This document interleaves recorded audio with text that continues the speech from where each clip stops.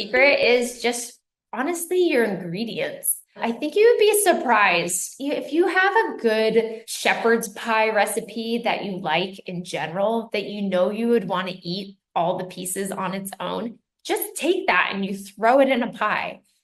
We do a Thanksgiving dinner pie, and honestly, that's what I do. If you're having Thanksgiving, you have leftover turkey, take that turkey. It's already pre-cooked. You don't have to do anything else to it. Same with your stuffing. You've got this delicious stuffing that you know you like already.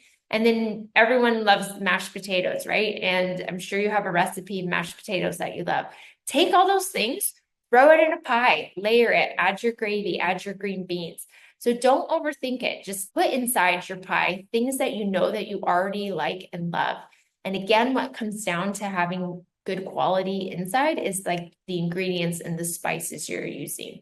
So don't be afraid to splurge on those things. Don't skip on the good quality ingredients and use those, and then you'll have a delicious meat pie.